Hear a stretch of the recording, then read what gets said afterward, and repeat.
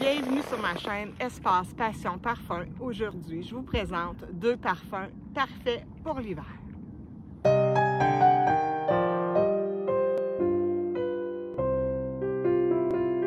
Bonjour, ici au Québec en février, janvier, février, mars, il fait très froid et la semaine dernière il faisait particulièrement froid, on avait des températures de moins 25.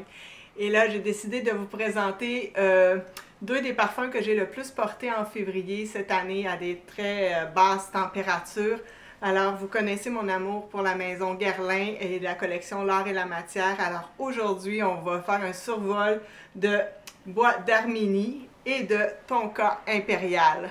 Donc, je vous fais un beau survol de cette magnifique collection.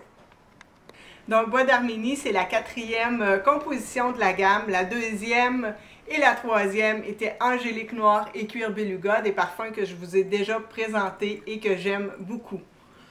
Ici, avec Bois d'Arménie, les deux parfumeurs qui ont co-travaillé sur ce parfum, c'est Annick Ménardeau et Sylvaine Delacourte.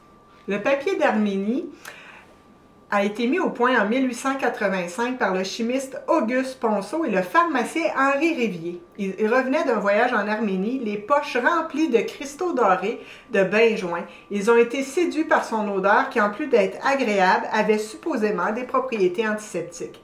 Fait à noter que le papier d'Arménie n'était pas du tout connu en Arménie.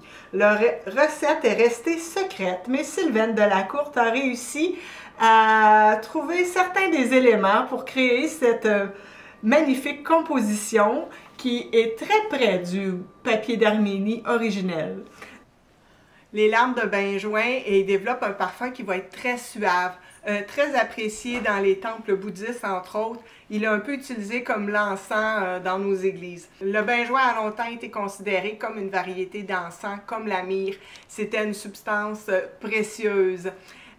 Il est reconnu pour avoir des capacités antiseptiques et d'être capable de purifier et renouveler l'air. Donc, le benjoin provient surtout du Laos. C'est le benjoin du Laos qui est utilisé, entre autres, dans le papier d'Arménie. Le Laos, je tiens à souligner qu'il donne à peu près 50 tonnes par année de benjoin. Le benjoin, c'est vraiment le thème principal du parfum ici dans Bois d'Arménie. Il présente un côté qui va être vanillé, riche et liquoreux. C'est un parfum qui va être très mystique. C'est vraiment ça qui me fascine dans ce parfum-là. Il mérite d'être essayé sur la peau, car vraiment sur la mouillette, là, ça ne lui rend pas justice. Moi, c'est vraiment sur la peau. Il va se magnifier au fil des heures. Et il y a une présence de baie rose qui va amener un petit côté piquant. Puis le ton va être aussi donné à l'encens avec l'envolée, une belle envolée, avec un petit peu d'iris qui va être un petit peu poudré dans ce parfum. Le benjoin, il va être soutenu, mais sans tomber dans l'austérité. Il est mystique, sacré, mais enrobé de douceur. Le benjoin dans ce parfum, c'est vraiment le squelette du parfum. Toutes les autres notes l'entourent un peu comme une aura. On va avoir ensuite des effluves de bois de gaillac qui vont arriver. Le gaillac par Annick Ménardeau est très bien travaillé si on pense à la façon dont elle a travaillé aussi dans Gaillac 10 de Le Labo. Ici, le gaillac est travaillé pour amener un côté boisé et fumé à ce parfum. C'est vraiment, c'est ça, un petit peu de fumée. On retrouve aussi du patchouli. Puis aussi du baume de copahu qui va être donné aussi, le baume de copahu, c'est encore une autre résine qui va amener encore un aspect boisé avec des effluves un peu balsamiques. C'est un parfum qui est très énigmatique, qui apaise l'âme. C'est un peu comme une douce caresse.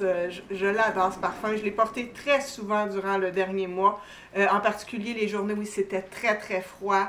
C'est un plaisir pour les amoureux d'odeurs résineuses. Allez sentir le parfum sur la peau. C'est un parfum qui est vraiment mystique et rassurant. Il y a un côté énigmatique, mais c'est l'harmonie de cette composition très qualitative vaut le détour. C'est une très belle interprétation du papier d'Arménie. J'ai été vraiment surprise. Tonka Impérial est la 7e composition de cette ligne L'Art et la Matière. Elle a été Le parfumeur, c'est Thierry Vasser. Alors, qui nous présente une amande qui va être ensorceleuse, un brin espiègle, un peu gamine, mais toujours pleine d'assurance. Elle se balade entourée de fèves tonka ici, qui vont être un petit peu chocolatées presque, et avec un côté vanillé. Puis ça va virevolter tout ce beau monde dans l'encens. Et j'adore les effluves d'encens dans ce parfum-là. Puis après ça, ça va s'ancrer au sol vraiment par le bois de cèdre et l'essence de pin. Et vous n'êtes pas sans savoir que moi, l'essence de pin, j'adore ça. C'est calmant, rassurant, c'est un peu comme revenir à la maison après quelques jours de voyage.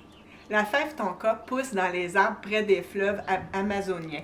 D'abord, ça va être trempé, les fèves vont être trempées dans l'alcool durant 24 heures, puis ils vont sécher et ils vont se recouvrir de cristaux qui vont donner un aspect givré blanc. Et ça, c'est nul autre que de la coumarine.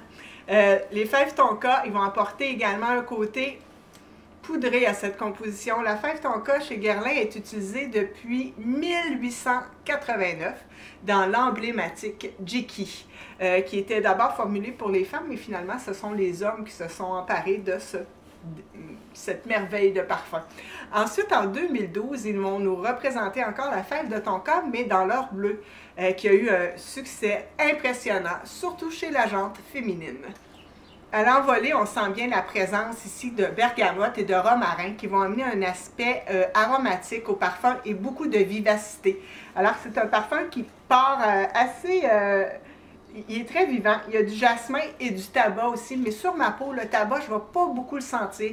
Je vais peut-être plus sentir un aspect un peu cuiré, mais un cuiré doux, un peu comme du daim, là. C'est un parfum avec une excellente tenue et un bon sillage. C'est vraiment un parfum qui me fait sourire. J'aime le porter. Ça me rend de bonne humeur les jours très froids de l'hiver et surtout les journées très froides et ensoleillées. C'est le parfum parfait, Tonka Impérial. Alors, c'est la fin de cette vidéo pour aujourd'hui. Si vous avez aimé, bien, likez la vidéo. Et si vous voulez vous abonner à ma chaîne, ça me fera plaisir. Laissez-moi des commentaires sur cette collection de l'art et la matière si vous les connaissez ou si vous connaissez d'autres parfums liquoreux, enivrants et mystérieux à me recommander. Je suis ouverte à toutes les suggestions. Au revoir!